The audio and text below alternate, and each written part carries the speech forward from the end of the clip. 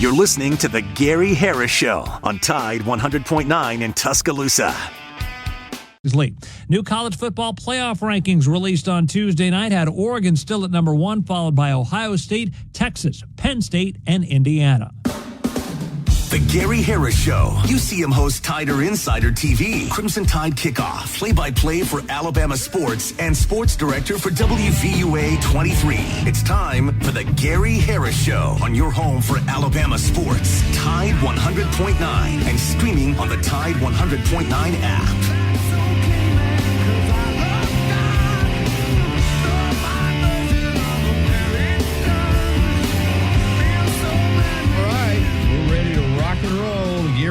Show for Wednesday, November 13, 2024. It's the Wednesday Hump Day edition, and I continue to track the weather. And Richard Scott, chief meteorologist at WVUA 23, tells me, Chase, that it's always later, but later this week, he's promising some fall-like weather. I mean, we're halfway through the month of November, and it has been shorts and T-shirts, period. I mean, it's not, other than, again, I talked about that one little snap that we had before the Tennessee game in Knoxville that week. So that would have been mid-October, a month ago. We had 2 or 3 or 4 nights there where it was in the low 40s, and you woke up in the morning and you were chilly. But outside of that, I mean, it's just been balmy. I just continue to be amazed. It seems like every fall, I just keep crossing my fingers and hoping this is the fall that we're going to have a fall. This is the fall that you're going to have to wear a jacket when you go to high school football games on Friday night, or wake up in the morning maybe and walk outside and be a little bit, but it just does not happen. And it just seems like it just gets hotter. As I said, I don't know. I'm not a meteorologist, but if you tell me that climate change is real, that global warming is real, I'm probably going to tell you that I agree with you. And it makes all the meteorologists mad, man. They don't buy it. But I mean, listen, and I'm honest about it too. I don't want to do away with power and with I understand we've got to do what we do to power the world. But I also believe that all the toxins and all the gases that have been, released into the atmosphere and the ozone layer impact it. Just my personal thoughts, but I keep hearing a little bit later this week. And so, when I'm saying cooler, I'm just mean cooler. I'm not talking about freezing weather by any means, but today, a little bit cooler with a high of 74. And then tomorrow, a high of 69. Friday, a high of 67.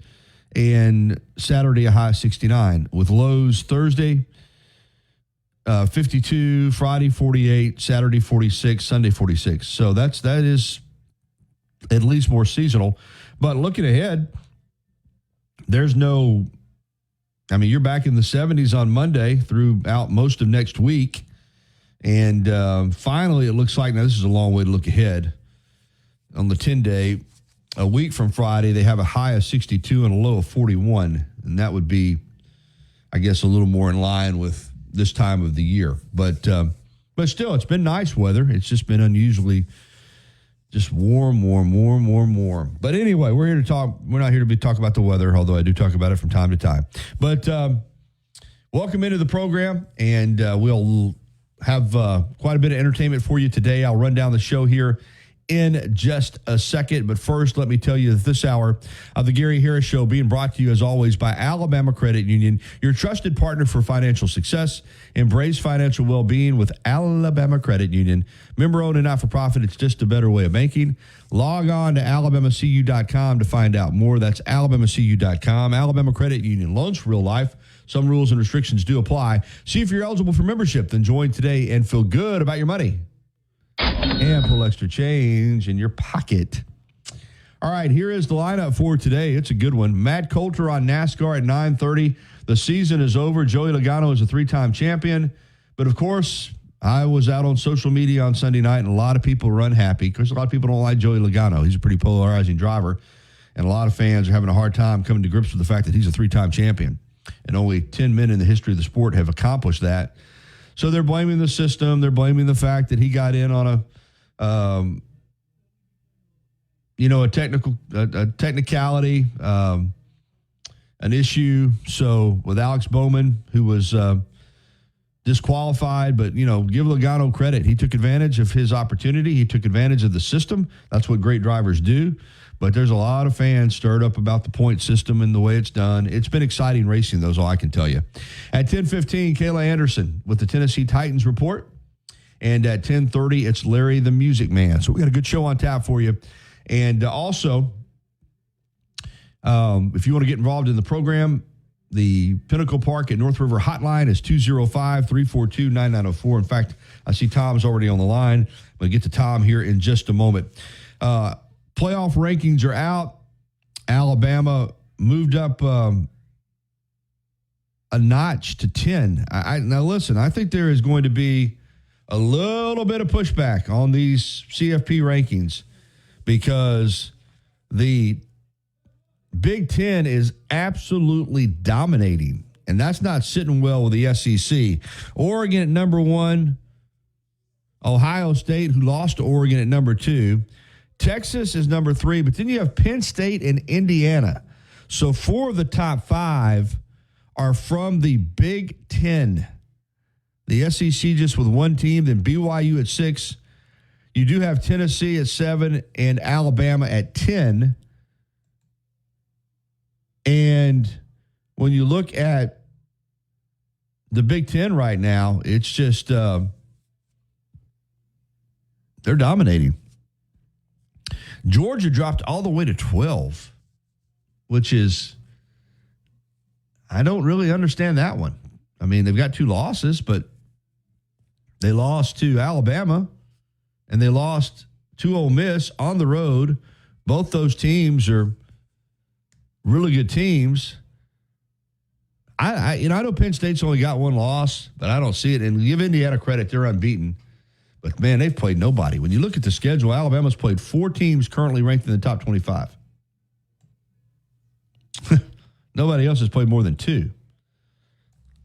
Wow, that'll be a lot to talk about today. It does seem there's so many factors, I think, in this committee's decisions. But when you put 4 of the top 5 out there from the Big Ten, to me, you're saying we clearly think the Big Ten's better than the SEC.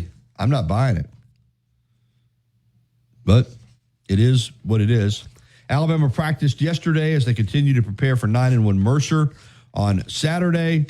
Some high school football news. Opelika head coach Brian Moore had been suspended for the Bulldogs' second-round playoff game against Hoover. For some reason, Hoover played on Thursday night last week, and Opelika didn't play until Friday. He went to the Hoover-Fairfield game, which is okay, but he got on the sideline with a student-issued credential, or state playoff credential issued for Opelika student media. Can't do that. You got to know better than that. And got, of course, people, there was a picture snapped of him on the sideline with a notebook where he shouldn't have been. Don't understand it. I mean, how, what are you doing? Well, he won't be coaching his team tomorrow night. So bad move by him. Bryce Young is coming off back-to-back wins as the starting quarterback, but Dave Canales still will not commit to the former Alabama signal caller as the starting quarterback. Go ahead and grab that phone, Chase, if you don't mind. They've got a bye, but Canales has still not named him for the starter for their Week 12 game after the Week 11 bye. High school basketball is underway, and so now we got that crossover between basketball and football. Of course, Alabama men's basketball with a big game at Purdue on Friday. So those are just a few of the topics that are making news. Let's go ahead and start with some phone calls out on the Pinnacle Park at North River Hotline. Tom, good morning. Gary. How are you this morning? Doing well. Got to give you a little weather lesson. You ever heard the term Indian summer? Many times. But Indian summer, This has been continuous Indian summer. This is never Indian summer is when when it pops up for a stretch in the fall after you've had some cool weather. It can't be Indian summer when it's never been anything else. This has just been summer. And you pointed out we had a little cool spell in the middle of October. 2 or 3 days. My God. Now, I'm not through with my lesson yet, and when I get through, you'll be educated, then you can talk whether it makes sense. Now, what's going on is there is La Nina in the Pacific. Mm-hmm.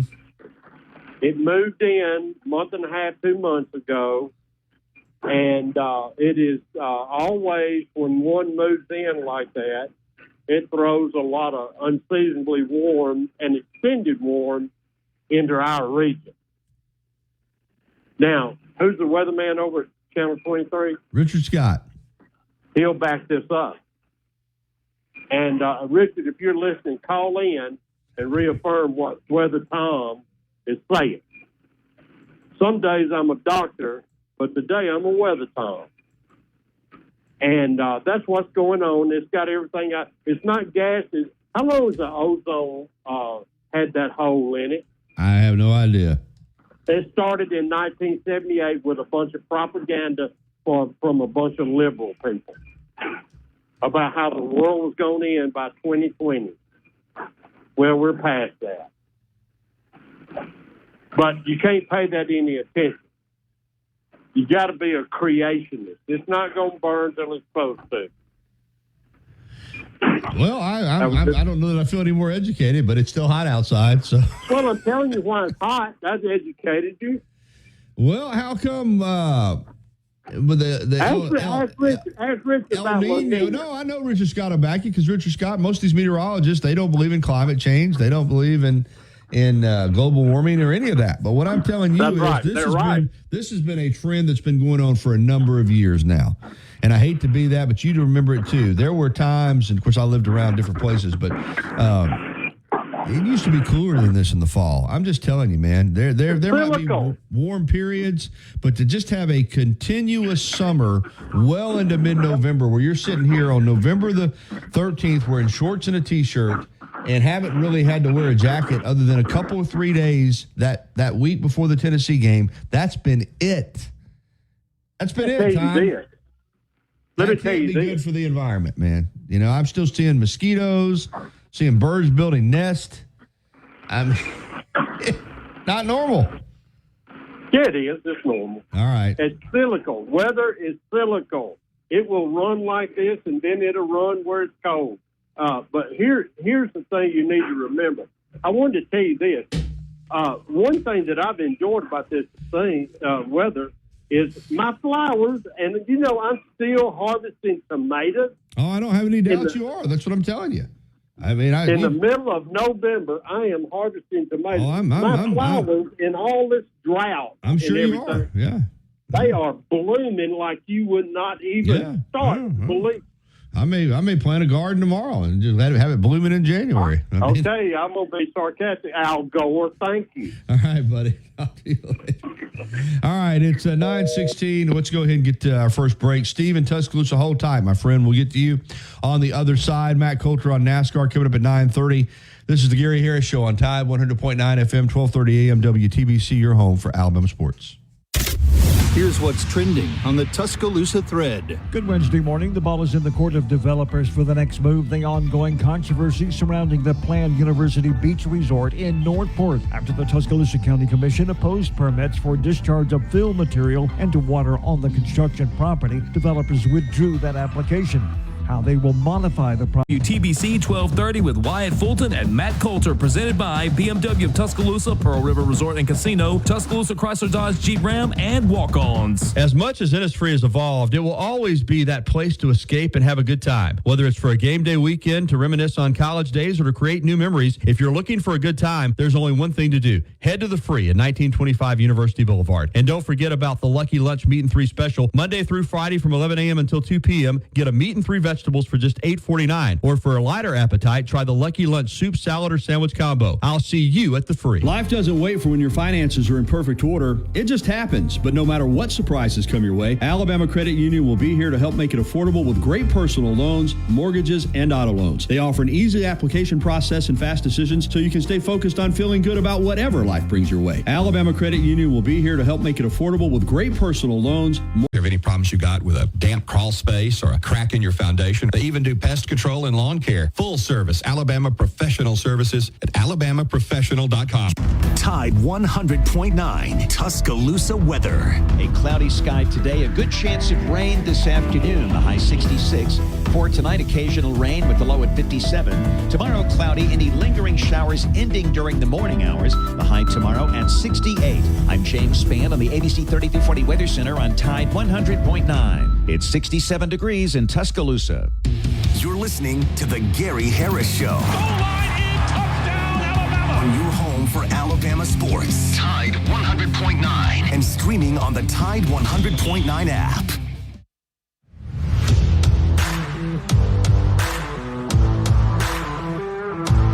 All right, it's 9:20, 20 minutes after the hour, 9 o'clock. And, buddy, I tell you what, Chase, you just talk about the weather a little bit and mention that there might be something to climate change and global warming. You get people coming after you, calling you a wild left-wing radical.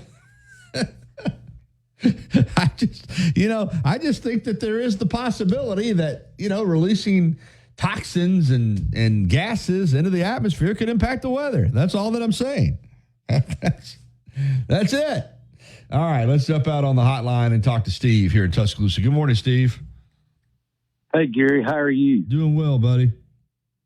I hadn't had a chance to call. Things have happened. You know how it is, life and all things get on, but I still listen. I wanted to say again how sorry I am about your mother. You lost your mother, and I know how that is there. I lost my mother a long time ago, and not a day goes by I don't think about her. You're right, Steve. Yeah. Thank you so much. And I know you got the Music Man coming on a little while, but there's something my son called me. He said, and you may already know it, Ringo Starr is going to be at the Ryman Auditorium in January. He's promoting a country album that he's made. And tickets are really pretty reasonable. I think he's already gotten his.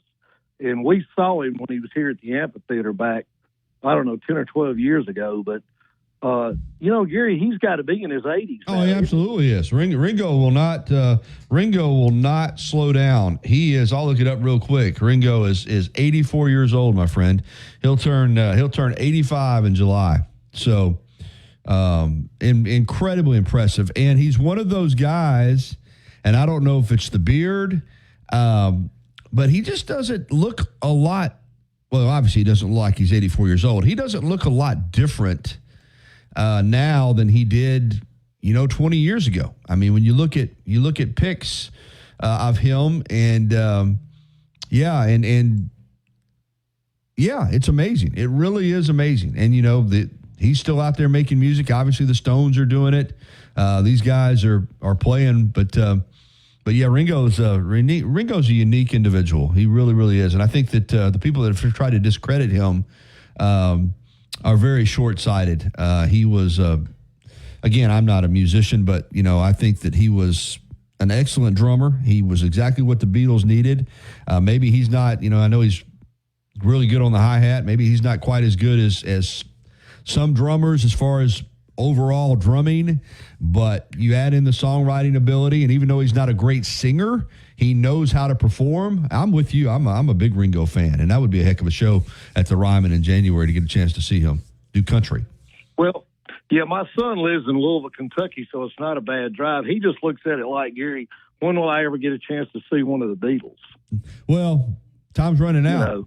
He and Paul are the only ones left, and you're talking both those guys in their 80s, like you're saying. It's that's be an awesome opportunity. I'm with you. And I think George Harrison was way underrated as well. They said he tried to get more songs on the albums, but he did. George was, George proved his worth when he, the Beatles would not, John Lennon and Paul McCartney kind of controlled all the creative aspect of the band, and but when he started releasing solo albums, dude, he was great. Well, they were great. I mean, the Beatles are the Beatles. I mean, there's only, doesn't mean there aren't other great bands, that came out of London, but there's only one Beatles, and I love the Stones, I love the Who, love Led Zeppelin, love the Kinks, Pink Floyd, all of them. But to me, the Beatles are the Beatles, and it's kind of like Elvis. It's just, there's a lot of great ones, but they are iconic, in the sense of what they accomplished and at the time that they came along. You just, that's just the way it is to me. Yeah, I just thought that was interesting. I'd bring that up. I mean, it's not that far of a drive to Nashville. I'm thinking about myself going just to see it. I don't know. I didn't know he'd ever made any country songs before, but I think it's a country album that he's made. Well, I'll look it up. I'm not. Here it is right here. Ringo Starr announces will release a brand new country music album. There he is in a cowboy hat with his sunglasses on, not looking like he's 84 years old. And it's produced and co-written by T-Bone Burnett, famous producer. So it will be released January 10, 2025. It's his first full-length album in 6 years. First track, Time on My Hands, is already out. It came out in October. Ringo Starr and friends to play 2 nights of country music at Nashville Storied Ryman Auditorium, which you're talking about, January 14th and 15th, 2025. Tickets went on sale October 25th. So, yeah, something to I'm going to find that song, whether it is. I'm going to listen to that Time on My Hands and see what it sounds like. Yeah, you're right, Gary. He's very underrated. I know he was kind of in the background, and they thought he wasn't all that talented, but I always liked him and Harrison both. All right. Appreciate it, Steve. Thank you, Jerry. And again, I am sorry about your mother. I know it's going to be hard around the holidays. It will being be. the first time, but I am thinking about you, buddy. Thank you so much. Appreciate that. Let's get to RV. And RV, sorry I hadn't gotten back to you about lunch. We're still going to have, I hadn't forgotten. I just had a lot going on. Well, Gary, I'm going to talk about playoffs, but first I got to say, stay in your lane, dude. Stay in your sports lane. I'm going to go with Weather Tom, baby, about this climate change. I think it's a big hoax, but anyway. Hey, man, we all got a right to our opinion. Oh, yeah. Hey, I listen. I hope the planet's here for as long as I'm here. So I'm just saying this is. To me, this is a trend. This is a trend that's more than 1 year in the making. I'm just telling you, since I cover high school football and cover football, and I got a good feel for this. It's just been, now there's been a few playoff games, but I can't remember a high school football regular season. I can't. You'd have to go that required any type of. I just remember growing up, you'd go to a high school football game in October and, you drink hot chocolate and or even when I first, got into broadcasting, some of those, but this, I can't remember the last. Maybe you can. I can't remember. Oh, yeah. Hey, man, I'm old as dirt. I mean, I remember being hot. I remember being cold. Yeah, so anyway. What I want to talk to you about right quick is the college football playoff. I put this on Facebook, and it's really gotten a lot of comments. Okay. And you may have talked about it. I missed it. But the thing about Alabama when it comes to whether or not it would be better for them not to get into the championship game because it would be an extra, it'd be a game where they possibly could lose, and then knock them out of the playoffs. So is Alabama's, are we trying to win the SEC championship? Are we trying to get in the playoffs? I know as the season began, everybody's saying, well, if we make the playoffs, that will show we have had a good season under Kalen DeBoer. I'm not necessarily hearing that, and that's maybe SEC championship. I know Martin Houston chimed in on my Facebook yesterday to say players, they want to play, they want to win the championship. What's your thought about it? I can see, if we only had one loss going to the SEC championship and losing, still getting in. But the way it's looking now, if we go there and lose, which we may not even get there, that would knock us out of the playoffs. What's your thought on that? Well, I had Gary Stoken on, President and CEO of the Peach Bowl Friday. We had this very conversation, unintended consequence of all the expansion and money and wanting to make all the money and conference championship games making some money. But, yeah, there's a scenario where you go to one of these conference championship games and you don't win it. first of all, could it knock you out of the playoffs? Secondly, even if it doesn't, you played that game, then you got to turn around and you got to play again, an extra game. I will say this. I think the committee would have to take into account, let's just say that Alabama's 10-2 and they qualify for the SEC championship game. And I'm with Martin. And you've heard me say this before. Winning the SEC championship's a big deal. It'd be the 30th for Alabama. I think that. But if you go, let's say you play Texas. Let's say Texas gets in. They got one loss. You got two. And Texas beats you. Well, if you were going to be in the playoff at 10-2 before you played the SEC championship game, I don't see how that could knock you out. I just don't. I think that if that's the case, then you're going to have teams that just say, well, let's do away with these conference championship games. You should not be penalized for qualifying for your conference championship game. So would you be? I don't know. I mean, I know this. You'd rather not go over there and lose. But I would just think that you're 10-2, and so you lose because you qualified to play for your conference championship, and then a team that was 10-2 that didn't go, well, they let's say they slide into your seeding spot. I don't know, but it's up for debate. And there's something else too that Gary pointed out. Rankings, CFP rankings and seedings are different.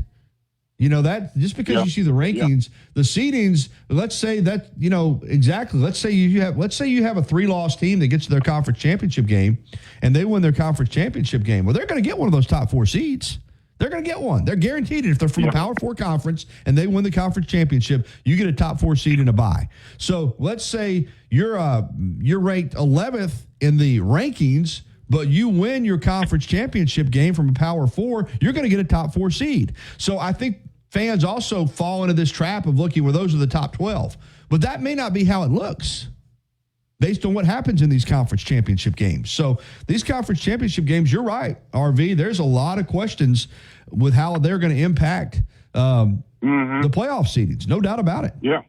Yeah, because there's only 12, we're up to 12 slots, but then you may have 16, 18 teams that are right there. Absolutely. So it's going to be a mess. So I don't know. I kind of see it both ways. I just want to see what you thought about it. It's like you're going to play it safe, are you going to go ahead and compete? But, you could be risk getting knocked out of the playoffs. But then again, if we lose, if we get the SEC championship and we lose and we don't make the playoffs, then people are going to say you had a bad year. But if we skip the SEC championship, get in the playoffs, people will say, well, hey, at least we made the playoffs. I think that's the way to go down. All right, RV. Appreciate it, buddy. All right, man. Bye-bye. Thank you. All right, 9:31. Take a time out here. Let me tell you about the YMCA, though, real quickly. The Y is ready for you, and you're ready for the Y. I worked out there yesterday. Absolutely love it. It's a great facility, great people, great personal training, fitness classes, spin classes, silver sneakers program for seniors. Seniors. Focus 50 Plus is holding a donation drive for items to help seniors enjoy the holiday season. Log on to focus50plus.org. Tuscaloosa's Old Colony Golf Course is an 18-hole championship layout designed by 1976 U.S. Open champion Jerry Pate. Director of Golf John Gray and fitting specialist Bob Montgomery are PGA certified. Mike Shivitz is the head professional and director of the Tuscaloosa Junior Golf Program. Call today to secure place to be. Visit us now to save big and discover why so many are switching to BMW. BMW of Tuscaloosa. Take your dreams for a drive. Since 2011, Billy's Sports Grill, located on Main Avenue in historic downtown Northport, has been serving their legendary signature chicken sandwich, award-winning wings, and handcrafted cocktails. Billy's is also the spot to watch all your favorite sporting events with big screen, high-definition televisions, both dining rooms, at the bar, and outside on the beautiful patio. Come by and say hello to Kim and Lisa, the Billy's management dream team. Billy's, good food, good friends, and good time. For more from Tide 100.9, Let's it fly, and there's it. Whoa. Follow us on Twitter, Facebook, and SoundCloud.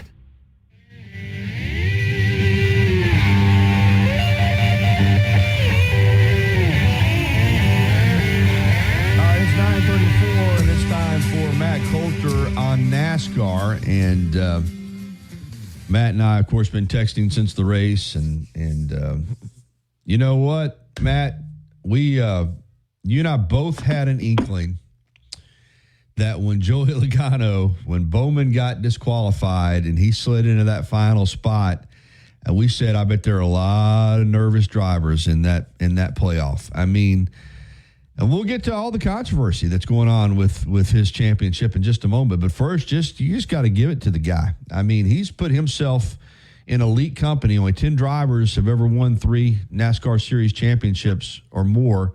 And he's one of them. He's just 34 years old, Matt. I mean, Joey Logano, whether you like him or not, and he's a polarizing driver. I found that out of myself when I went on social media to give him his props. And, boy, people started coming at me left and right. But, him or not, man, 3 championships are 3 championships. And he competes under the same rules that everybody else does, right?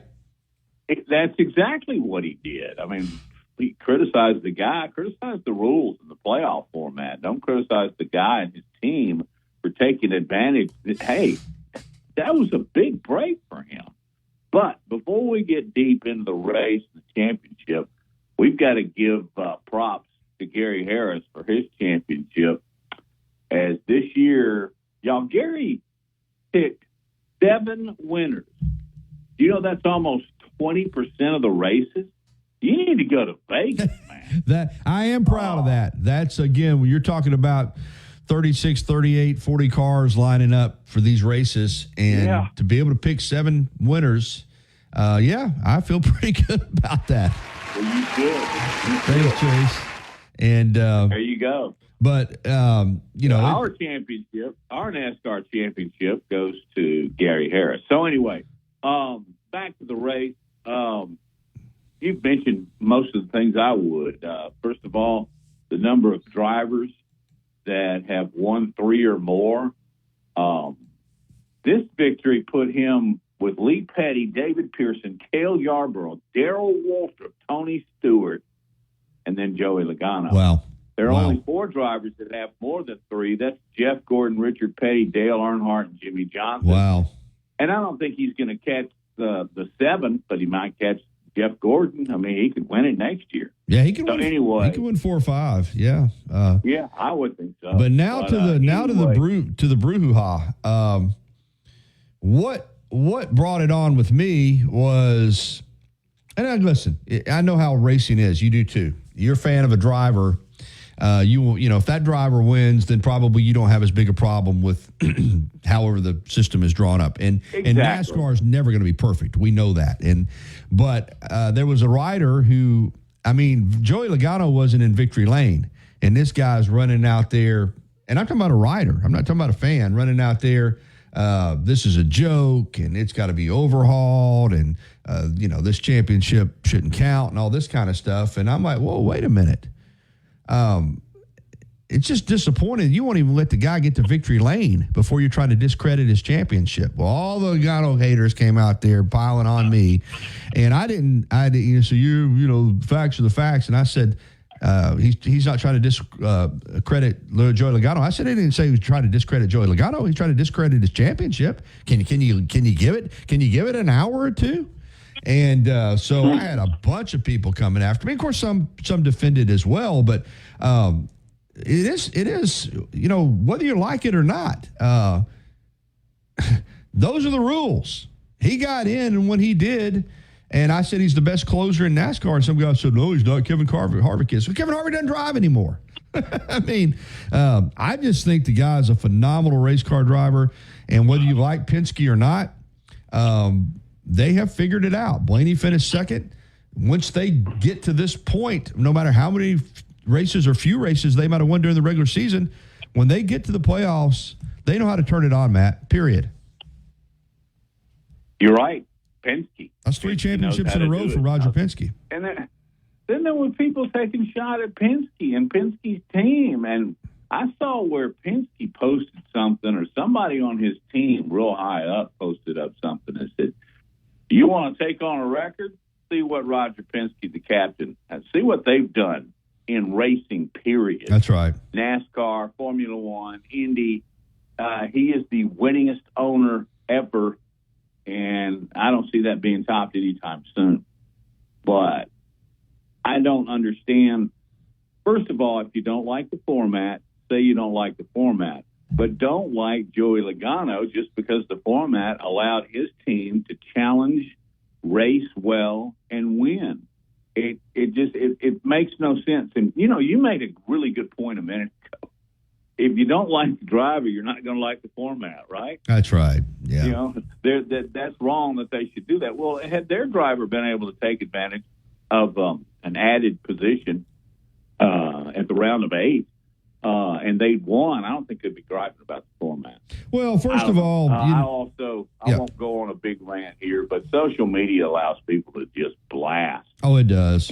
Even when you try, you're not allowed to try to have an intelligent conversation. It's just because people are going to just come back. Suddenly, you turn into the devil. Yeah, that's right. That's right. So, but anyway, all I know is, Matt, and you and I, follow it each week because we do our segment and we like it, and you're involved in the sport.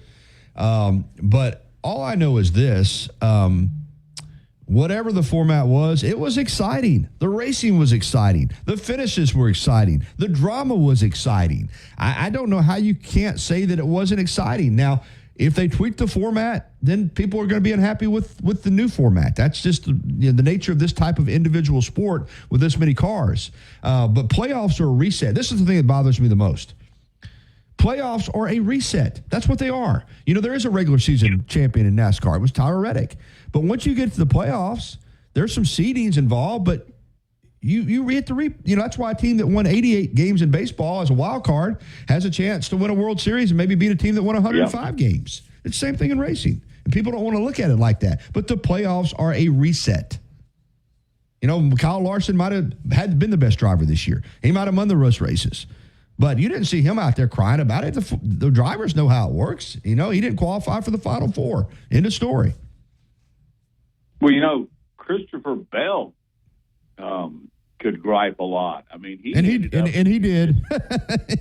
He ended up winning the whole thing. Really, if you did it on a points at a race by race, all 36 races in a season, he would have. But I haven't seen anything other than the fact that somebody stated that to be the case. I hadn't seen Christopher Bell whining. Well, what he was whining about was what he was upset about. I don't blame him. Was William Byron getting in when he said that first of all he didn't try to ride the wall on purpose, and he talked about the Chevrolet drivers absolutely teaming up and there's something to be said for that.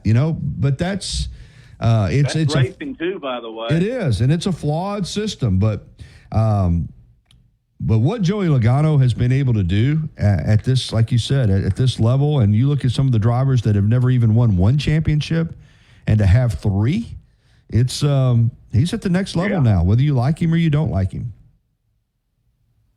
Yeah, like you said earlier in our conversation, just the 10th driver to win at least 3. So that's it. And I don't know.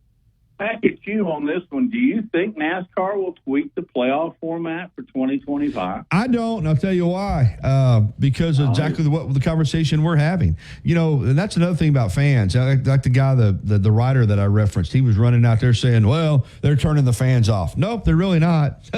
Ratings are good. Track attendance is good.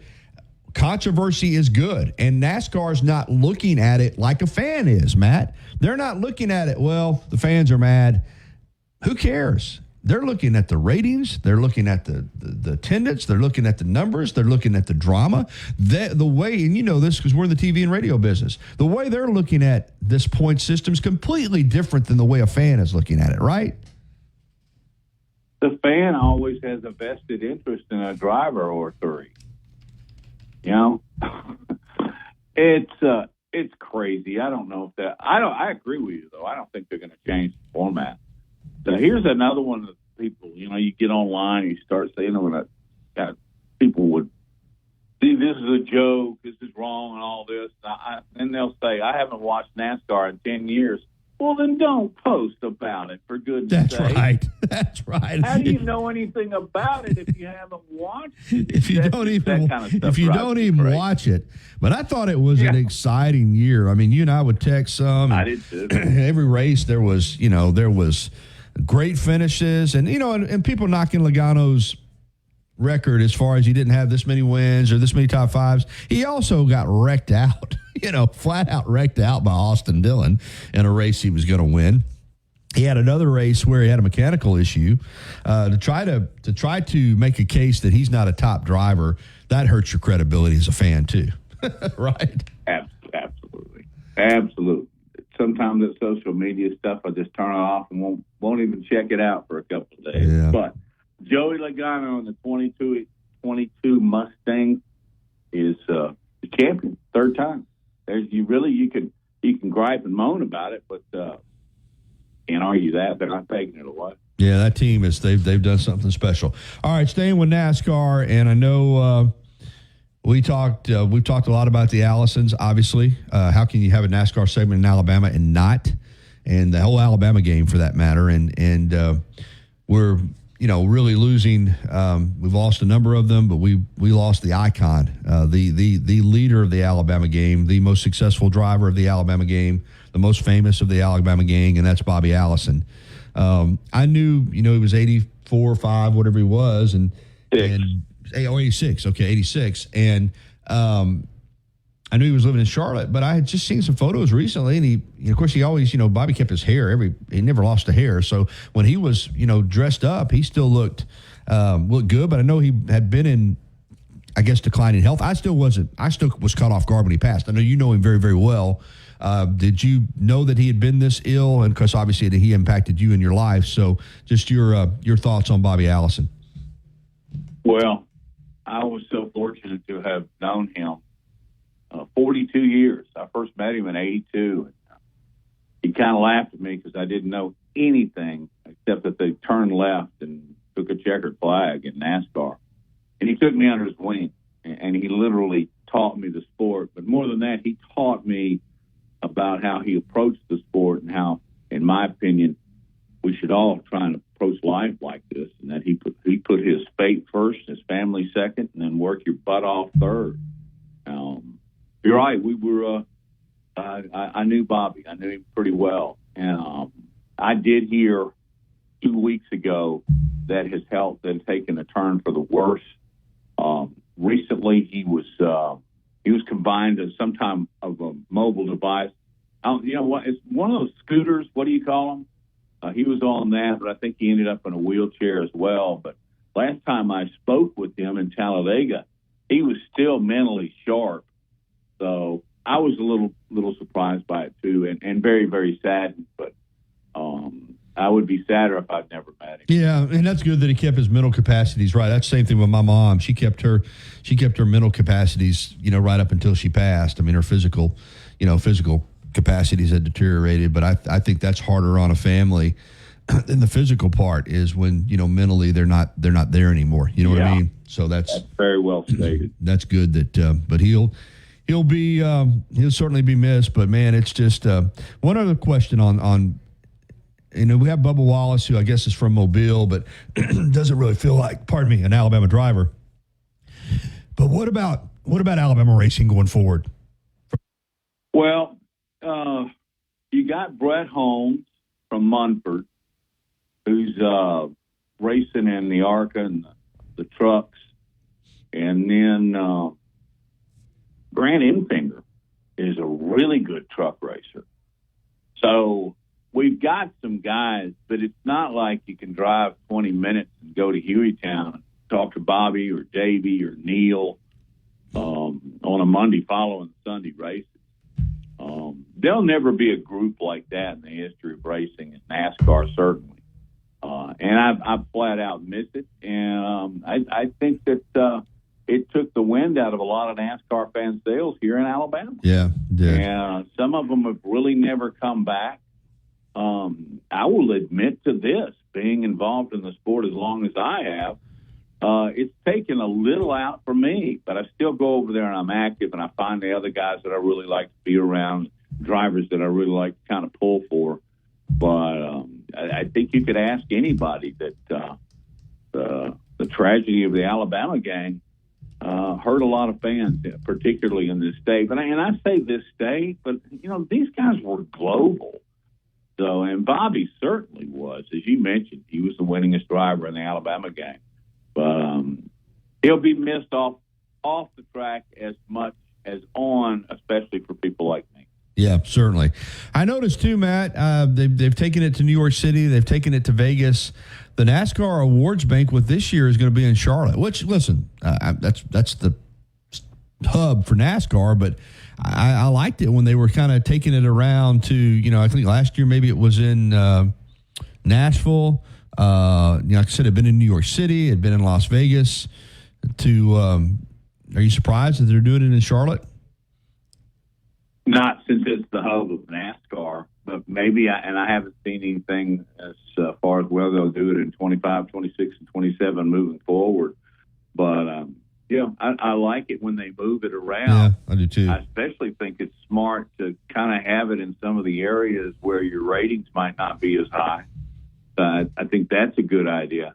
I will share this with you real quick. I always thought it was so cool when they had it at the Waldorf Astoria in New York City, because when you think about it, that part of New York City really doesn't equate to Southern whiskey drinking NASCAR. No, highfalutin Waldorf Astoria hosting the Southern it was, redneck sport. I remember being up there. I was fortunate enough to go up there several times, but when Dale Earnhardt Sr. had won another championship, and there's that black Goodrich Chevrolet sitting out on the street in front of the Waldorf, and it was like 5 o'clock in the afternoon, so there was cabs and traffic, and there are people, just the sidewalks are so crowded, and Dale got inside of it, cranked it up. Man, you've never seen so many New Yorkers scatter in your life, because you know how loud it is. But I don't know. That just crossed my mind. Yeah. Talking about it. So. All right, Matt. It's been another great season of NASCAR and that banquet. Hey, congratulations. Take a victory lap, man. Yeah, thanks. That ceremony, that awards banquet, by the way, is going to be, it's right around the corner. I just had it pulled up. What did I do with it? November 22nd, Friday, November 22nd at the Charlotte Convention Center. So we'll take a break from the segment for a while. I'll have to fill the void, but we'll crank it back up early next year when we start getting ready for Daytona. I love doing it. Thanks for involving me, and congratulations. See y'all. Thanks, Matt. All right, it's 9:52. We'll take a time out, come back and wrap up hour number 1 of the Gary Harris Show right after this. If you haven't already, you've got to try Tuscaloosa's unique breakfast, brunch, and lunch concept. Brick and Spoon, downtown Tuscaloosa, Timerson Square. It's fresh food with a Cajun flair featuring a full bar with build-your-own Bloody Marys and mimosas. Open daily, 7 a.m. until 2 p.m. Available for after-hours. Now with free delivery and financing on select appliances at the Home Depot. Visit jdpower.com/awards for more details. Offer valid November 6th through December 4th. U.S. only. See store or online for details. Los Tarascos has been serving Mexican favorites like burritos, fajitas, and quesadillas since 1999. Their new location is at 4100 Owen Parkway in Northport. And, of course, you can find Los Tarascos in Tuscaloosa at 110 Skyland Boulevard. The bar areas feature big screen television so you can enjoy your favorite sporting events. Los Tarascos features daily RexMD.com. We've made the process fast, easy, and affordable. Visit RexMD.com right now to get started. That's REXMD.com. Tide 100.9 Tuscaloosa weather. A cloudy sky today, a good chance of rain this afternoon, the high 66. For tonight, occasional rain with the low at 57. Tomorrow, cloudy, any lingering showers ending during the morning hours, the high tomorrow at 68. I'm James Spann on the ABC 3340 Weather Center on Tide 100.9. It's 67 degrees in Tuscaloosa. Covering University of Alabama sports, as well as the national and local scene as well. The Gary Harris Show, only on Tide 100.9 and streaming on the Tide 100.9 app. All right, 9:56. That's going to wrap it up for hour number 1 of the Gary Harris Show. Thanks to Alabama Credit Union for bringing you this first hour. Thanks to Matt Coulter. Coming up in hour number 2, we've got the Titans Report with Kayla Anderson at 10:15, Larry the Music Man at 10:30. We'll get to some more phone calls. In fact, I see we got Joey here in Tuscaloosa holding. Joey, you'll lead us off in the second hour of the program. So it's Gary Harris, Chase Brumfeld. Another hour of the Gary Harris Show is coming up right here on Tide 100.9 FM and 1230 AM WTBC, your home for Alabama sports.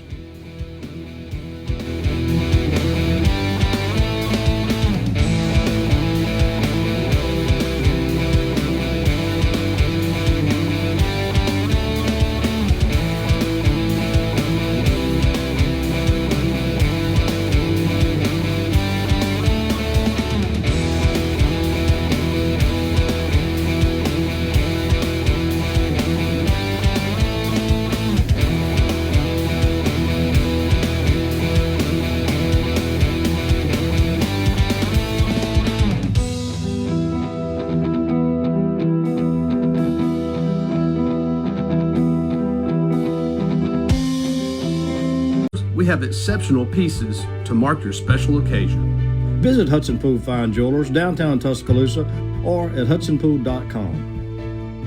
Are you receiving unemployment? Your benefits could be at risk. Here's how you can protect yourself and your benefits. Never respond to mail notifying you of a false claim in your name. Never answer a text message asking you to verify your account. And only respond to official Alabama Department of Labor's social media pages. Report fraud at labor.alabama.gov/fraud. Brought to you by the Alabama Department of Labor, ABA, and the station. The Alabama Department of Labor is an equal opportunity employer program. Auxiliary aids and services available upon request to individuals with disabilities. Dial 711 for TTY accessibility. Serving part-time in the Army National Guard has led to a lot of firsts for me.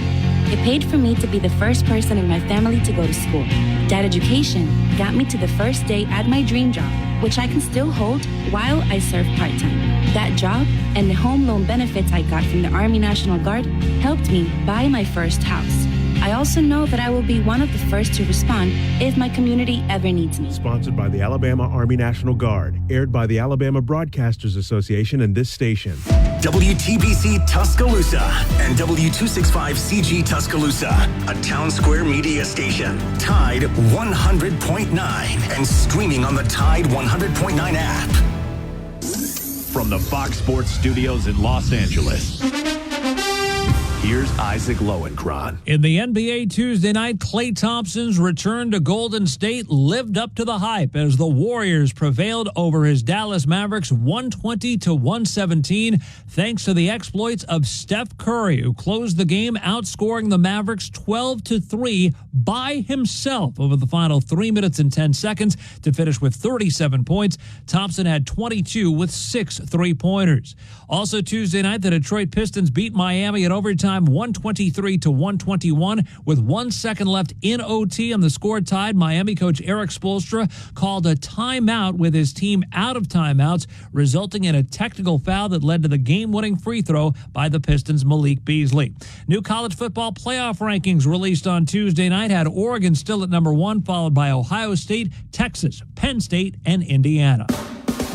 The Gary Harris Show. UCM host Tider Insider TV. Crimson Tide Kickoff. Play-by-play for Alabama sports and sports director for WVUA 23. It's time for the Gary Harris Show on your home for Alabama sports. Tide 100.9 and streaming on the Tide 100.9 app. Hour number 2 of the Gary Harris Show for this Wednesday, November 13, 2024. I'm Gary Harris, Chase Brumfeld, manning the controls, taking your phone calls on the Pinnacle Park at North River Hotline at 205-342-9904. Some SEC fans this morning a little bit salty after those college football playoff rankings last night.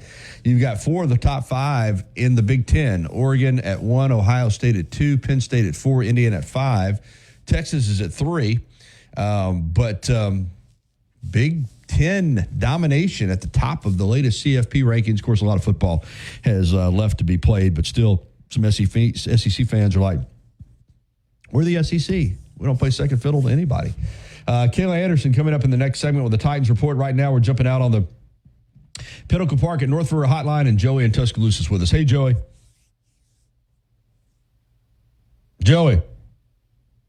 Joey didn't stay with us. All right, Joey, we will move on. If you want to call back in, you've got the number 205-342-9904. He told Chase he would hold at the top of the hour, but something must have come up. But I'm going to get back to these rankings because I'm a little puzzled myself. I'm not going to lie to you. It's just there's so many. The criteria is, not consistent. I get it. Undefeated's undefeated. But when we look at Indiana, they don't have a single win over a top 25 team. Penn State just lost a couple of weeks ago, and they're at number 4. Of course, BYU is undefeated. They got some really fortunate officiating in their game against Utah. But there's Alabama at 10, and Alabama does have 2 losses, both on the road in the SEC. But you look at the wins they've got over top 25 teams. Just me. I would have Alabama ahead of Miami. I would have them ahead of Notre Dame. But it'll play itself out to some degree. Now, there's going to be teams that are upset regardless whether it's 4-team, 12-team, or even when it goes to 16-team. But right now, I just think you have to take a wait-and-see look at it. And getting in's the main thing. Just get into the playoff. That gives you an opportunity. And I think right now Alabama's in good shape. But overall, to have 4 of the top 5 from the Big Ten, I think the committee there, in some degrees, is making a statement that the Big Ten right now is the best conference in college football, at least as we sit here on November the 13th, 2024. If you got some thoughts on that, 205-342-9904 is the number, 205-342-9904 if you want to join the college football playoff conversation. Now, short term for Alabama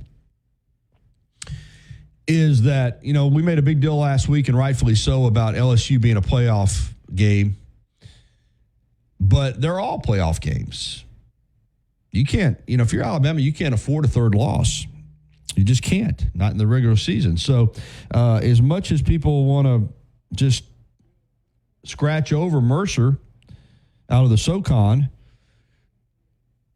that is a 9-1 team. And when you're a 9-1 football team, you deserve respect. The Southern Conference is a very good conference. And my point is this, and I said this on Tider Insider TV last night. I'm not saying that Alabama's going to lose the game like they did at Vanderbilt.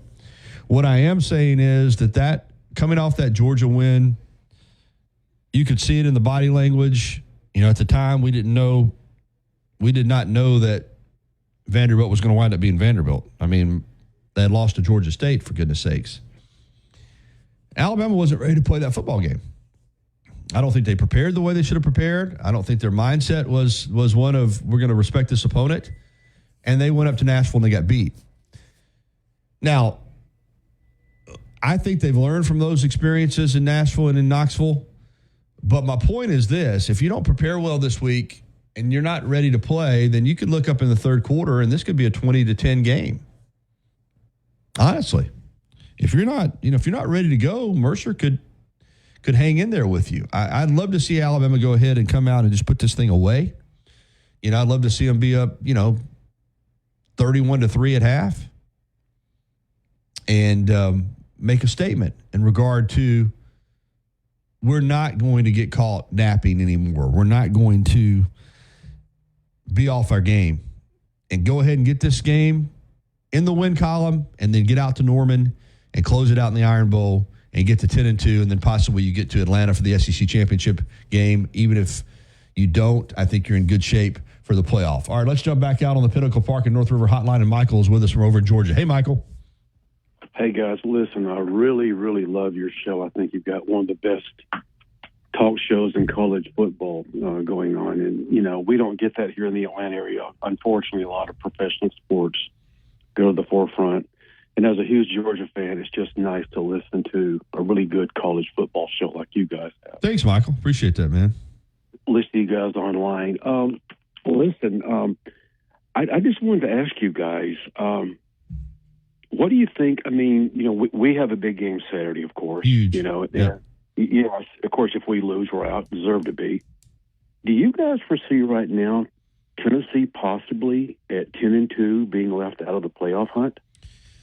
Yeah, I see a lot of scenarios, and again, it's fluid, obviously, from week to week. And as I've said, the rankings won't necessarily reflect the seedings, because you could have a team win a conference championship game that is ranked 11th, and then they would be a top 4 seed guaranteed if they're in a Power 4 conference. Yeah, I can see Tennessee getting left out. I think the committee made a statement. I can't believe they dropped Georgia down to 12th. I really can't, Michael. I mean, you've got 2 losses on the road at Alabama and at Ole Miss, and you pounded Texas. I think right now the committee's making a statement to say we may leave some SEC teams out.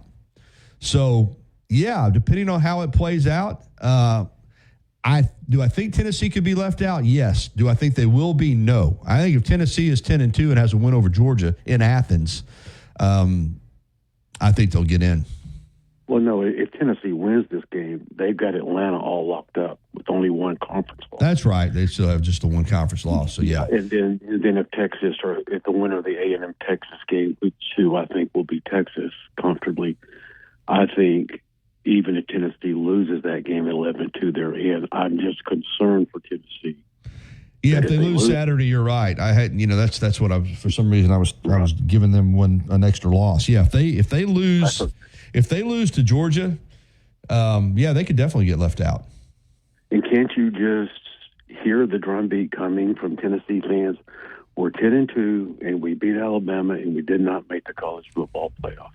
And I don't blame them. If that were the scenario that played out, I'd be right there if I were a Tennessee fan. But that's what we're setting up for. I think a lot of people feel like when we went to 12, we would be avoiding controversy. You're actually going to add it because there's going to be some teams that get in that never would have sniffed a 14 playoff that are going to get in a 12-team playoff, and you're going to have, like you said, the potential of having a two-loss Tennessee team sitting it out, and that's going to stir the pot even more. It's going to be crazy. It really is. We're going to go to 16. There's no doubt about that. That's coming.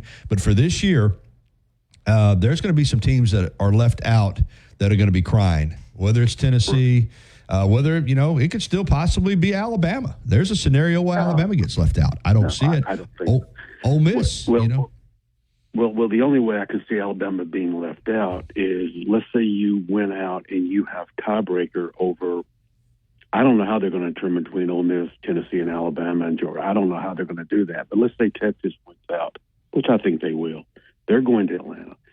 And if you guys went out, you possibly may go to Atlanta. What if you lose that game? Then you've got 3 losses. And if I was a Bama fan, that was what would make me the most nervous. Yeah, that's the elephant in the room, are these conference championship games now. Right. And the unintended consequence of having a team that gets to play in its conference championship game for a conference championship and then doesn't win it.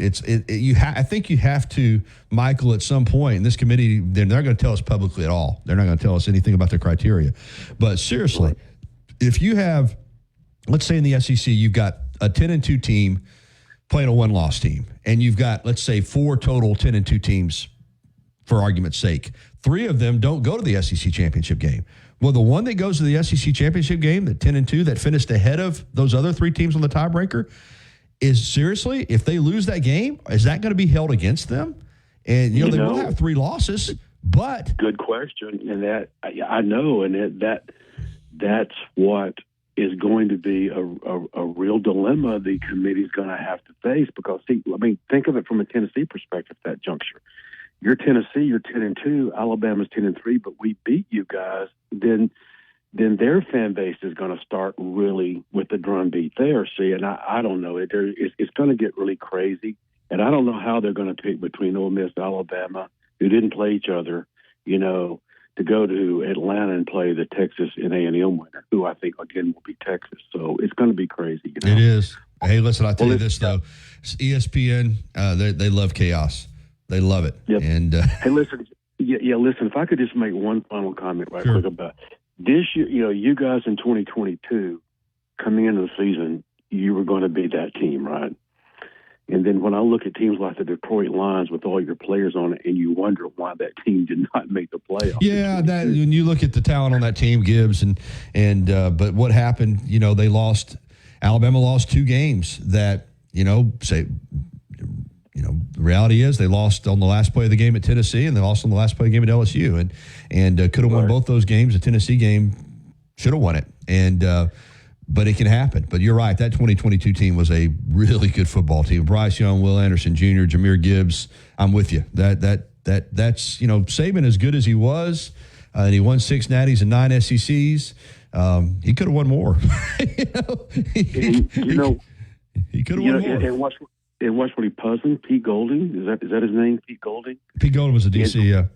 Yeah, he's doing a tremendous job this year. Well, he got a bad rap here. Listen, he did a pretty good job here. I'm going to tell you, Michael. He had a couple of games, the Tennessee game being one of them, where they were really bad, but that happens. But how fans are, whether they're Georgia fans, Alabama fans, LSU fans, once fans decide they don't like somebody, the same thing happened with Bill O'Brien. and they were the two coordinators on that 2022 team. Maybe that was it. But once they decide you can't coach, it doesn't matter what you do.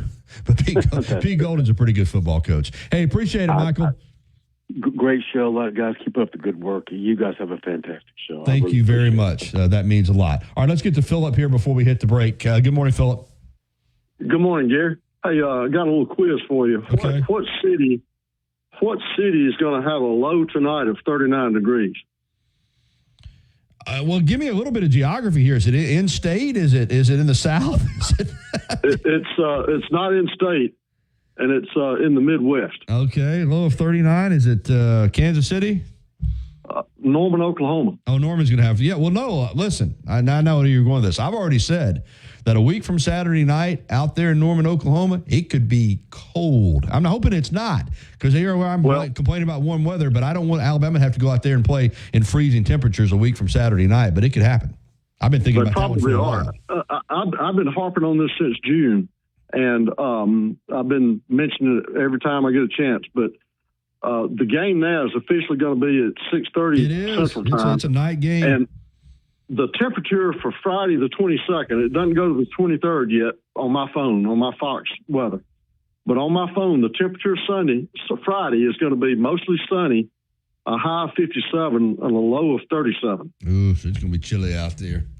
Yeah, so I don't know. That's Friday. I don't know what Saturday's going to be. Well, that's a ways away, but but the minute that game was scheduled, I thought,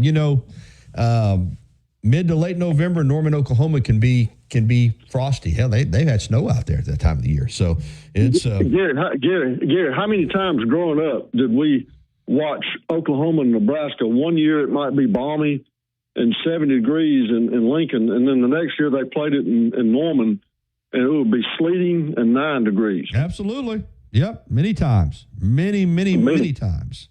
Many. And it's, and that was always in late November, which is only about 5 days away.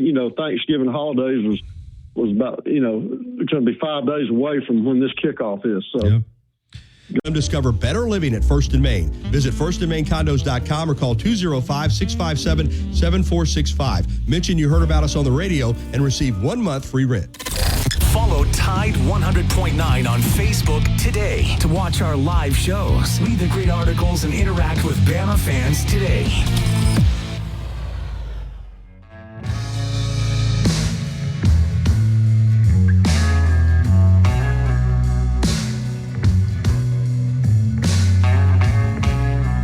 All right, it's 10:18. Welcome back into the Gary Harris Show, and it's time for the Tennessee Titans Report with Emmy-winning sports anchor now on Ramon, Kayla, and Will on 104.5 The Zone in Nashville. Kayla Anderson joins us each week to talk Tennessee Titans football. It's been a rough season, but there does seem to be, even in a loss last Sunday, Kayla, some improvements. They didn't win, but I thought they played better. What was your takeaway from Sunday's game? Yeah, and I think at this point, it's just like, from an outsider's view, that might be a lot easier to see from maybe a fan's perspective of this team, right? And even somebody who's been covering this team for 8 years, and this is by far the worst stretch of football I've ever covered with the Tennessee Titans. But when it comes down to the actual facts, yes, I think in particular when you speak about some improvement, while it might be minor, it's at the quarterback position with Will Levis, specifically stepping back into that spot after dealing with, the shoulder injury over the last few weeks. He wasn't by any means blowing anybody out of the water, but when asked to, step back in that role, the biggest thing that a lot of people wanted to see from him was just the protection of the football. This, is a player that had been turning the ball over at a very high rate in every game that he was playing in this season, and he went in there on Sunday against the Chargers on the road, and he didn't turn over the football. So there's a start. He also was more efficient, and I think that's one of the things that Brian Callahan said, we're just trying to work on these small things. Hopefully now we can build week by week, and, you don't go backwards. But then the one thing I think you start to also then keep questioning about is there's something you always are going to attach to Will Levis. And the big kind of note out of that game was the sacks. 7 sacks, and you think immediately, oh, well, that's the offensive line. What are you talking about? How is that on Will Levis? Well, the problem, though, is prior to that, the 4 weeks prior, from weeks 4 to 8, when Mason Rudolph was in the game with the same O-line, essentially, they had allowed the fewest sacks in the league. So what was now the difference when you get Will Levis back in and you've got a 7-sack game? So that'll be interesting moving forward. Can that improve? Can he get the ball out quicker? Can they build that trust with one another?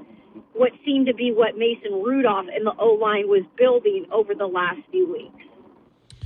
Calvin Ridley had a nice game, 5 catches, 84 yards, and 2 touchdowns. And it does look like you said from the outside looking in, that he and Levis are at least starting to build a little bit of chemistry together.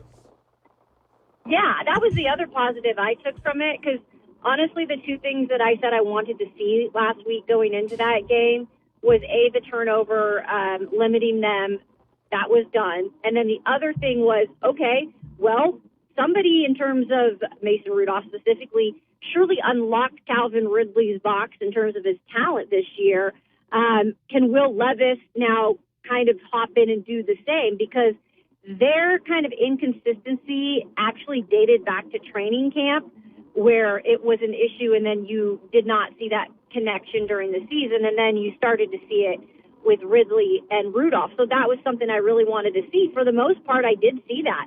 He was, highly targeted. For the most part, I think he was 5 catches of those 8 targets, which is good. That long touchdown in the beginning, obviously a garbage touchdown at the end, but still, points on the board. So I think that connection will continue to grow. I think a lot of credit does go also to Calvin Ridley. He was said to have done a lot of stuff over the last few weeks that kind of helped him with his, growth and using the tennis ball machine that they just got there for eye-hand coordination. It's clearly paying off. Yeah, obviously. Chargers are a pretty good team. And so, again, I thought being on the road that it was, even in a loss, I thought I saw improvement. Here's the deal. You start thinking about it. When you're a 2-win team, I always talk about tough games. All games look tough. All games look daunting because you just know you're not any good. So now you host Minnesota. They won a game at Jacksonville, kicking a bunch of field goals on Sunday. They've slowed a little bit. Clearly, they're a better team than the Titans. But does Tennessee think of this at home as a game that they could pull an upset in?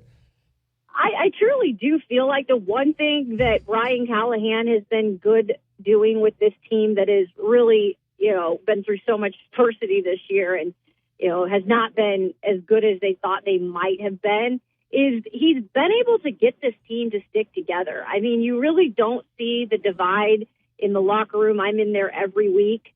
You don't really see that. There's been no defense pointing the fingers at the offense type of situation. There's been no, talk outside of the locker room with players giving, that kind of quote like you see on other teams when things don't go wrong to the media and then it blows up. There's really not been any of that. And you got to love that with a new head coach, that he's been able to keep that kind of culture within the locker room still okay. And I say that because I think they still think they can go win games, especially something at home, which the Vikings, if you're going to take advantage of a team right now that started off as hot as they did, it's Sam Darnold maybe coming back down to reality. I think we all were impressed with what Sam Darnold did at the start of the season, but was that sustainable? I think that's always a question you have about some of these quarterbacks who are on their 3rd or 4th team.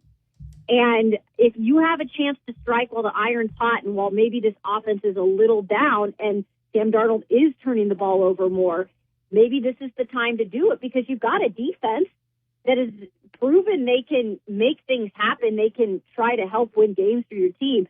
But again, Will Levis has got to be really good as well, because I think this is the biggest test for Will Levis against this defense who blitzes majority of the time. And that's going to put Will Levis in a very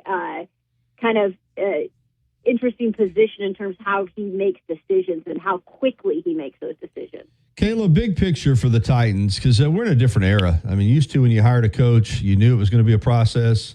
But we see organizations dump coaches, no time flat, first round draft picks at quarterback, get the page turned on them. It's constantly teams, the alignment between the front office, Coach Callahan, the ownership, everybody on the same page, you think. And even though it's a tough season, they feel like they're okay, and that next year, and of course you want to win some games this year. Don't get me wrong. I mean, there's still a lot of football left, but does everything feel like it's okay there as far as where they're at, where they're going? Yeah, I think that's the thing they really preached from the start to when Callahan was brought here with Ran Carthon, who has been given now like the full duties of being a GM, because when Vrabel was here, that was questionable about who had the most power, right? And that's why I think they made a move like this too, is because Rand has the power in terms of the GM roles, and Brian Callahan has the power of a head coach. And Amy, she lets, for the most part, her people do their thing. But when she needs to step in and she feels like, it's gotten to that point like it did last year where she was being embarrassed as an owner, she felt the need to step in and make those changes. I don't see that right now because it is so new. And I do believe there was an honest, truthful, whatever you want to call it, transparent conversation when Brian was brought here of, look, Will Levis is the guy we're trying to, make our quarterback, our starter quarterback, our franchise quarterback. But guess what? It might not work out. We're gonna give these pieces. We're gonna let you guys spend some money to see if we can surround him to make it easier for him. But when it's all said and done, I think they could possibly have had the conversation. If it doesn't work, it doesn't work. But we're going to give him the year to figure it out. And I think that's smart because at least as the front office, you're all aligned. If you're Brian Callahan, you're going to do everything you can to help Will. But when it's all said and done, the ball's in Will's court. That's right. And if Will can't reach to that level, I'm sorry, he might be here as the backup next year. They might go get a bridge quarterback till they feel like there's a right guy in the draft to draft. But I think you kind of know if that's your guy moving forward. And as long as they're on the same page as that, I think like this is okay in terms of the head coach and GM's jobs moving forward, at least for the next, year or so. Obviously, they'll try to add talent in the offseason. But, it's the National Football League. And as bad as it's looked at times, I mean, they could have won the Jets game. They could have won the Bears game. They could have won the Colts game. I mean, they could have 4 or 5 wins. Talent-wise, you cover this team. Where are they at? I mean, do you think that next year they could be one of these teams? Let's say they finish with 4 or 5 wins this year, and it's an awful year. You think they could take a step? Do they have enough talent on board that maybe with a few tweaks that they could be a lot better next year? I mean, if I'm going to be completely honest, they flipped 50% of their roster this year. And that's a lot, first of all. Yeah. And second of all, they're kind of had to reset everything in terms of, they are building on their last 2 draft classes because Ran Carthon has been in charge of that drafting process, which for the most part, they've seen more good than bad. But everything prior to that, it's almost a wash now because most of those guys aren't even on the roster. So you are kind of rebuilding in terms of that foundation, right? Because most of those old draft picks, even from 3 years ago, they're not here anymore. They were busts, a lot of them. And a lot of those were first round, second round picks. So this is like building from the bottom up again. And I think you got 2 draft classes that are promising in your pocket, but now you've got to at least get another really good class, maybe even another one, to really start to see the talent of this team maybe outshine some of these other teams that they play up against every single NFL Sunday. You can go and sign as many free agents as you want, Gary, but the story of it is usually when you're signing those guys, they're a little bit older. They don't have much more left in the tank. You're betting on what they did at their previous stops, i.e. L'Jarius Sneed, who has not been available for this team for the most part this season and is still week to week. You're never guaranteed to really get a ton out of them in the long run. So they're only kind of temporary pieces. Right. You have to start from the building blocks. And that's why I feel like they're at least 2 years away from really having that talent that can maybe outshine another team's talent. And again, the main piece to this all is the quarterback. For sure. Absolutely. And either, they have to Fish or cut bait with him in the near future, one way or the other. Lastly, I saw J.C. Latham scoop up that fumble and show his incredible athleticism. Is Bill Callahan pleased with him? Yeah, how can you not be pleased with him, man? He's other than Tony Pollard, he has been the consistent force in terms of this team just being there and growing every week and being reliable. He's graded out, if you want to look at all the rankings on the Pro Football Focus or any of those things, he's one of the highest rated rookies every single week in terms of not allowing much pressure at all on his side.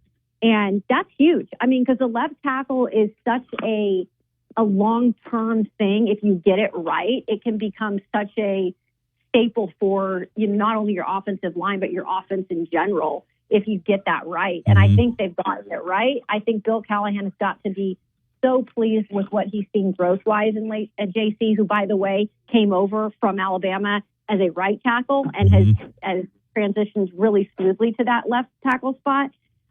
He's also, Gary, I'm going to say this right now, I think he's already one of the leaders. There has not been a really great leader on the offensive side of the ball in the last few years. Even Tannehill, you could call him a leader because he's a quarterback, but how much was he really vocally that guy?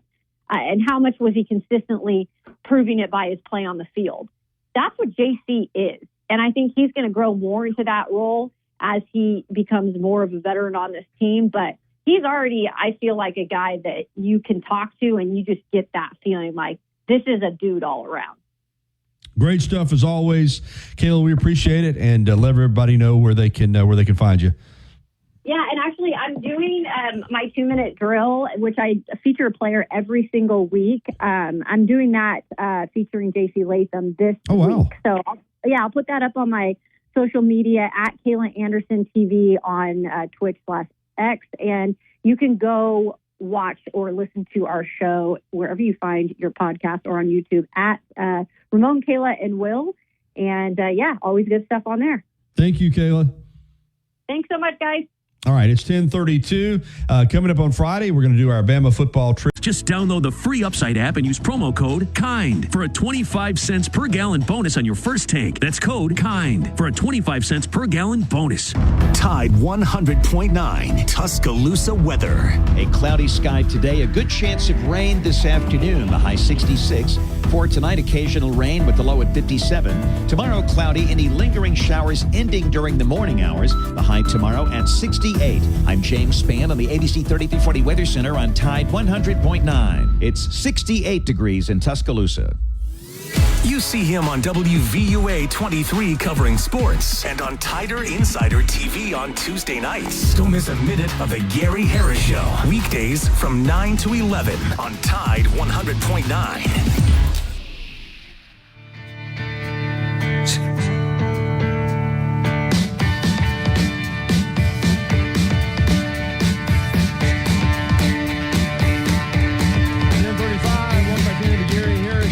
Jacksonville, Florida's Tom Petty and the Heartbreakers bring us back in for Larry the Music Man. Another great segment on tap if you want to join in on the fun, and a lot of you have. 205-342-9904. Larry, good morning. Good morning, Gary. That's about as Southern as you can get right there, man. That's good stuff. Southern accents. I love all his stuff. I'm really missing, but the weather is really nice here. We're getting rain tomorrow, kind of like what you guys are getting. So I'm ready. It's already cooled off a good bit. I called Tom the sheriff. I might have to call him the weatherman. That was a pretty good call he had about the weather. He got on me pretty good, didn't he? Yeah, man, he don't mind. He throws haymakers. He comes out swinging. He got on Barry this morning, too, man. He likes to get on him good. But what you got on tap for us today? Man, I may have to change my segment. That call about Ringo. I was actually watching 8 Days a Week, the documentary that Ron Howard did from the beginning to their last show in San Francisco. When John Lennon said, "All right, that's enough," 66, that was it, Mm-hmm.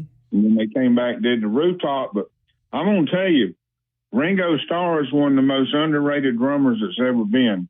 And I'm going to tell you, he is the man on hi-hat work, and you called it, Bubba. You got good ears.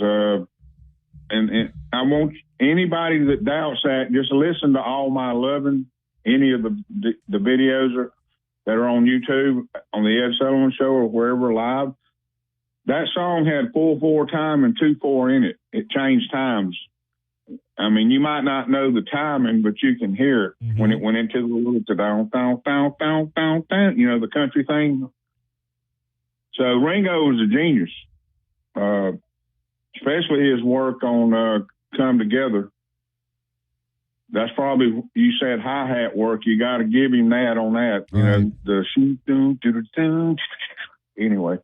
Well, I can't that wait was a good call. It got me going. Yeah. Well, I'm going to listen when the show's over. I'm going to listen to this first single from his new country album, "Time on My Hands." I'm gonna check it out. Well, you know, he's got Steve Lukather from Toto, that awesome guitar player he's had for years. I'm hoping, what I'm thinking, and I'm not sure who. I know Alison Krauss is in on some of it, but he's probably going to have a lot of guests, you know. Yeah, he's got. In fact, like I said, I looked it up. He is 9 of the 11 songs on Look Up, which is the new album, written or co-written by T-Bone Burnett, one by Billy Swan, and the other co-written by Starr and Bruce Sugar. Starr sang and played drums on all the songs and co-wrote the album's closer, "Thankful," featuring Alison Krauss. Burnett enlisted some of Nashville's finest and hottest talent for the record, including Billy Strings, Larkin Poe, Lucius, Molly Tuttle. And so it's going to be, it's going to kind of be a collaborative effort. And but I'm fired up about it now because I didn't be honest with you, I didn't know he was bringing out, putting out a country album. So didn't know he was going to be at the Ryman Auditorium. Well, I had heard it. Yeah, I had read it, and that it was. And listen, go back. And we'll stay on this right now, and I'd like anybody to call in. I got a good trivia question, but I'd like to know what impact the Beatles had on our callers from the beginning up to whatever song, or, music's universal, and it's all, everybody has a song in their head that they went through life with, through good times and bad times, and love, war, whatever. But he did Act Naturally. Think about that. What goes on? Yeah. Don't pass me by. Yeah. And then he had Boo Coops of Blues in 1970, the album. He's always favored. He had a thing with Buck Owens, Mm-hmm. He really dug that sound, that West Coast country sound. Yeah. And but that was a good call, and it kind of got me going. But anyway, let me do this trivia thing. I made it easy this week, I think, and it's actually 2 in 1. I need the group and the song. Singing in a honky-tonk cafe. Nobody's hearing what you play. They're too busy drinking anyway. You got to blank. All right, that's the trivia.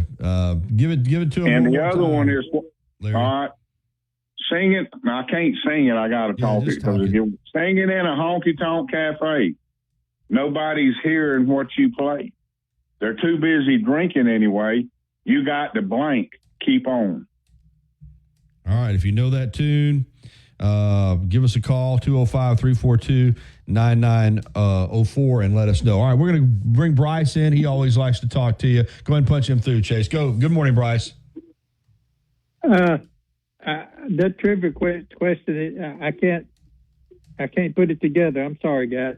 But I just wanted to check on y'all, and y'all talking about I just want to say ask Larry's opinion about the ball game real quick and get off here with somebody can answer this trivia question. My opinion about this weekend? Last week. The LSU game or this weekend? LSU game, sir. Hey, listen, y'all probably could hear me hollering from Georgia. That was, Mamie and I sat here and watched it. We lost our voices. She's never gotten into football before. And she's hollering, run, Milroe, run. Well, he did. And we had a few adult beverages also. And, yes, sir, I'm up on the world that we just need to finish the drill, take care of business, as Bachman Turner Overdrive sang. taking care of business and finish this thing out. Well, I don't know who's going to make the playoffs in the SEC, but I do know one team that's not going to make it. I don't think Phillips' prediction that he picked first of the year that's going to happen. But and I hang up and listen. Well, did he pick Auburn to make the playoff? I don't know. He made him pick them to make the playoff. He just said he thought they did. He thought they was going to win 9 or 10 games. So I remember that very well. Well, I remember that. Bryce hadn't forgotten it. I promise you that. Hey, well, that's one team I know is not going to make it, but I don't know who's going to make it in the SEC. But I'm kind of disappointed on what they're thinking. Maybe they'll get better. But yeah, I hope they don't get better by the Iron Bowl. Let's say that. That's for sure. So no, I'm talking about the college committee. Oh, okay, yeah. Well, it looks a little stressful right now, but it'll work itself out. Hey, thank you, my Athens friends ain't talking. I appreciate y'all. Bye. Yeah. Thanks, Bryce. Hey, Gary, I'm gonna give him a chance on one more. Okay. What Southern rock band was named after a type of ammo for a pistol? Oh, I know that right off the bat. Let's make it easy. Okay. But I'll hold off because I want people to call. Yeah, they'll say we're inside trading. So calling in. But yeah, we're talking a little Ringo Starr this morning. It wasn't really by design, but we got a call earlier because people know Larry's going to be on, and I do think, and you laid it out, Larry. Why do you think? Now we acknowledge his work on the hi-hat, and he's a songwriter and he's a great performer, but you got Ringo, you got Paul, you got John, and it's almost like people not discredit. I mean, you got John, Paul, and George, and it's like people don't want to give Ringo his due, kind of like they kind of carried him. You know what I mean? They kind of brought him along. No, sir, they did not. Yeah, how do you think that label kind of got stuck to Ringo a little bit? If you watch this documentary that Ron Howard that I've got on volume off right now, but they fell in love with Ringo Starr after Pete Best. They knew he was a man. And if you watch their live shows, he kills it. The problem is, Gary, Ringo came up with people through the time period of people like Ginger Baker of Cream, Carmen Appice of Vanilla Fudge, and on John Bonham. They got more. The average fan got more into that type of technique. Because they were dramatic, artistic, in-your-face drummers. You're right. Simplicity.